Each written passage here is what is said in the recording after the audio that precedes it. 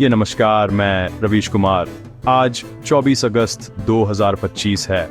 इस साल की शुरुआत उम्मीदों और आशंकाओं के साथ हुई थी, लेकिन अब दुनिया की तस्वीर और भी उलझी हो गई है। पश्चिम एशिया से दक्षिण एशिया तक पुराने समीकरण टूट रहे हैं, नए बन रहे हैं। कहीं युद्ध के घाव हैं, कहीं नए संघर्ष की sir and Sawar and Dar. Iran की का असर दिल्ली वॉशिंगटन तक महसूस होता है। चीन के कारखाने की गूंज अमेरिकी रक्षा मंत्रालय तक पहुंचती है। पाकिस्तान को पनडुब्बी मिलती है तो भारत सतर्क हो जाता है। भारत के सामने कूटनीतिक संतुलन की बड़ी परीक्षा है। अमेरिका, रूस, चीन और पाकिस्तान के बीच संतुलन साधना आसान नहीं। ये सिर्फ सरकारों की नहीं, हम सबकी कहानी है। हर रोज अखबारों और टीवी पर ये खबरें हमारी जिंदगी को प्रभावित करती हैं। आज हम इन घटनाओं की परतें खोलेंगे। ईरान इजराइल युद्ध, चीन की सैन्य ताकत, पाकिस्तान की पनडुब्बी, बांग्लादेश में कट्टरपंथ और इन सब का भारत पर असर। आइए इस सफर में मेरे साथ चलिए और दुनिया की इस उलझी तस्वीर को समझने की कोशिश करते हैं। जून 2022 में ईरान इजराइल के बीच 12 दिन चला युद्ध थम चुका है, लेकिन दावों की जंग जारी है। दोनों देश अपनी जीत का दावा कर रहे हैं, मगर सच्चाई कहीं बीच में है। ईरान के रक्षा मंत्री ने कहा, अगर युद्ध 3 दिन और चलता तो इजराइल को भारी नुकसान होता।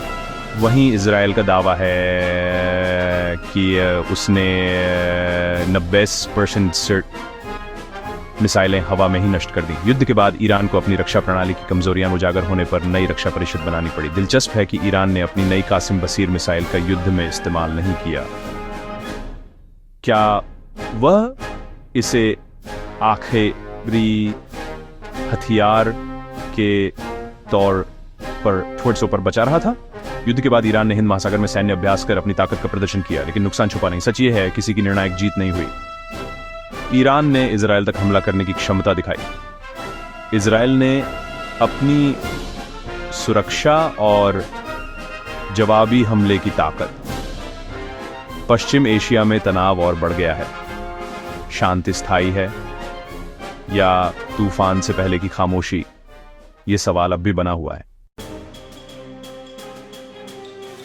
अब बात चीन की, जो चुपचाप दुनिया की सबसे बड़ी सैन्य औद्योगिक ताकत बनने की राह पर है। उसकी मिलिट्री सिविल फ्यूजन रणनीति अमेरिका के लिए बड़ी चुनौती है। चीन के हथियार कारखाने 24 घंटे चल रहे हैं। शेनयांग में विशाल एरोस्पेस कॉम्प्लेक्स, जहां अगली पीढ़ी के लड़ाकू विमान बन रहे हैं, चीन की असली ताकत है। आम नागरिक कारखानों को भी युद्ध में सैन्य उत्पादन के लिए इस्तेमाल करना, इससे उसकी सप्लाई चेन अटूट हो जाती है। आज चीन के पास दुनिया की सबसे बड़ी नौसेना है और जहाज बनाने की क्षमता अमेरिका से कई गुना ज्यादा। इसके मुकाबले अमेरिका का रक्षा उद्योग बजट, लाल फीताशाही और सप्लाई चेन की दिक्कतों से जूझ रहा है। नई परियोजनाएं सालों की देरी से चल रही हैं। यह सिर्फ हथियारों की संख्या नहीं, औद्योगिक क्षमता की लड़ाई है। चीन अपनी पूरी ताकत सेना के पीछे झोंक रहा है, जबकि अमेरिका पुराने तरीकों में उलझा है। सवाल है, क्या अमेरिका और उसके सहयोगी इस चुनौती का सामना कर पाएंगे या चीन शक्ति संतुलन बदल देगा? जवाब भविष्य के गर्भ में है। अब रुख पाकिस्तान का, जिसे चीन ने हाल ही में हैंगोर क्लास पनडुब्बी दी है।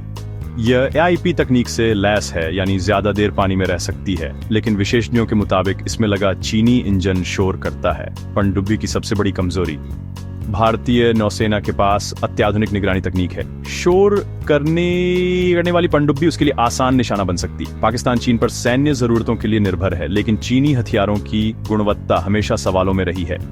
भारत आत्मनिर्भरता की राह पर है, अपने युद्धपोत, पनडुब्बियां और विमान खुद बना रहा है। पाकिस्तान की यह नई पनडुब्बी कागज पर ताकतवर दिखती है, लेकिन तकनीकी कमियां इसे समंदर में कमजोर खड़ी बना सकती हैं। ये घटना दिखाती है, सिर्फ हथियार खरीदना नहीं, उनकी गुणवत्ता और आत्मनिर्भरता भी जरूरी है। तो पाकिस्तान की मुश्किलें समंदर तक सीमित नहीं, आर्थिक मोर्चे पर भी FATF की ग्रे लिस्ट का खतरा मंडरा रहा है। इसकी वजह है आतंकी संगठनों को मिलने वाली फंडिंग, जो अब भी जारी है। FATF चाहता है कि पाकिस्तान इन पर पूरी तरह लगाम लगाए। देश की 15% आबादी बैंकिंग सिस्टम से बाहर है। ये रकम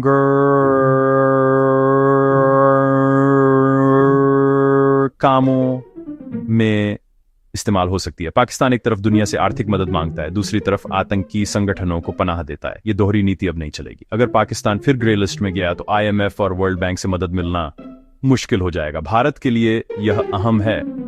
FATF का दबाव भारत के पक्ष को मजबूत करता है, लेकिन एक अस्थिर पाकिस्तान भारत के लिए भी खतरा बन सकता है।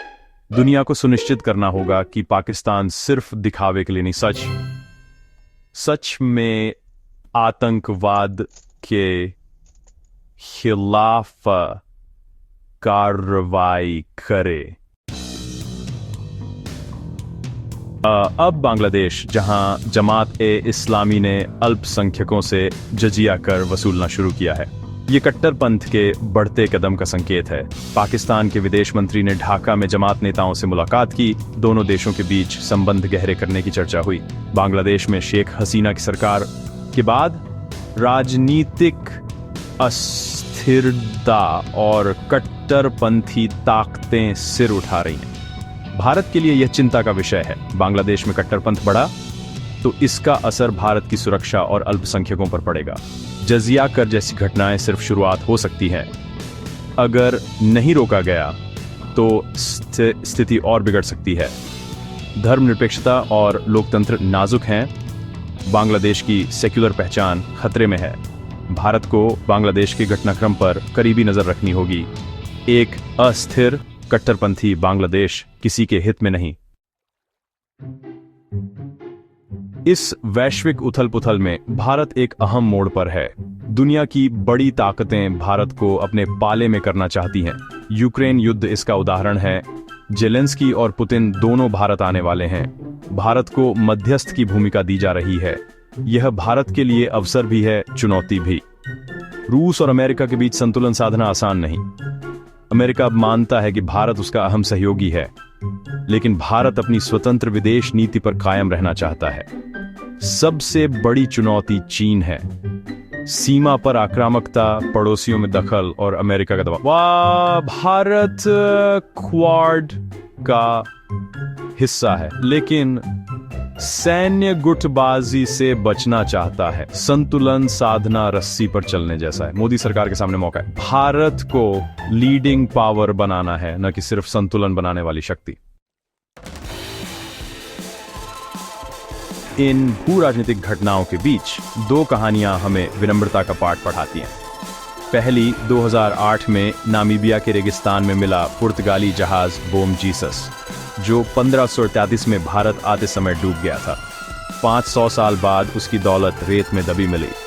ये याद दिलाता है प्रकृति और समय के सामने इंसान की ताकत कितनी छोटी हो गई। दूसरी, अगस्त 2025 न्यूयॉर्क में बस दुर्घटना, जिसमें 2 भारतीय मूल के लोगों की मौत हो गई। एक पल की लापरवाही, जिंदगी बदल गई। ये घटनाएं बताती हैं हमारी जिंदगी कितनी नाजुक है और मानवीय भूल की गुंजाइश हमेशा रहती है।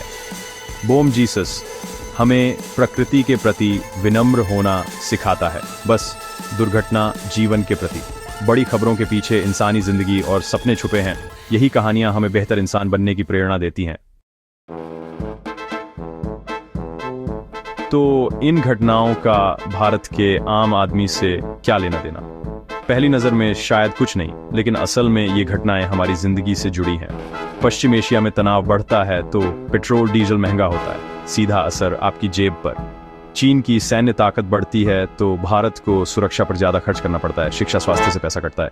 बांग्लादेश में कट्टरपंथ, पाकिस्तान की अस्थिरता, ये सब भारत की सामाजिक समरसता और सुरक्षा के लिए चुनौती है। क्या हमें डरना चाहिए? नहीं, बल्कि और जागरूक, सजग और ये जिम्मेदार नागरिक बनना होगा। जवां हमें सरकार से सही सवाल पूछने होंगे, समाज में भाईचारे को मजबूत करना होगा। यही बाहरी चुनौतियों का जवाब है। भारत का महत्व बढ़ रहा है। ये समय है अपनी जिम्मेदारी समझने का। बेहतर दुनिया का सपना हम सबको मिलकर पूरा करना होगा। नमस्कार।